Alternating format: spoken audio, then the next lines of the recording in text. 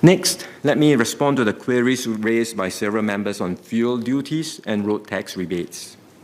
We collect fuel duties and road taxes for revenue and also to price the negative externalities of vehicle transport, such as the impact on public health and environment.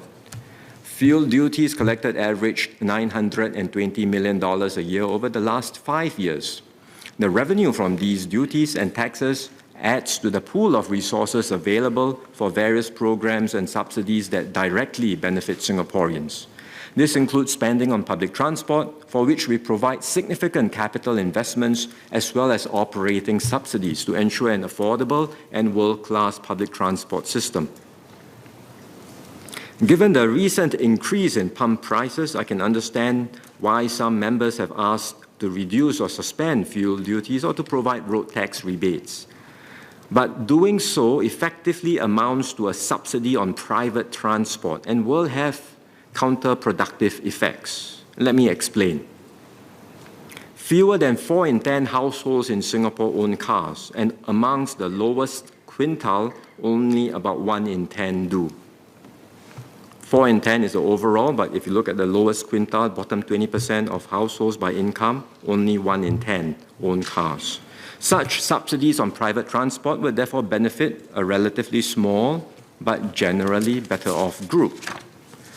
Cutting fuel duties also means that some of the subsidies will flow back in part to producers and suppliers themselves, not just to consumers, as the pump price may not fall as much as the reduction in duty. More importantly, such subsidies will reduce the incentive to switch to more energy-efficient modes of transport, which is a critical element in our plans for sustainable living. I recognize that there are several groups like taxi and private hire car drivers and delivery drivers who are affected by the increases in petrol and diesel prices.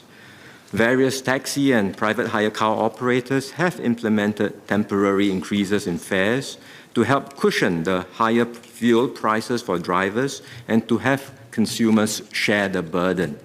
They also have tie-ups with petrol companies to offer fuel at discounted prices to help drivers and riders manage higher fuel costs.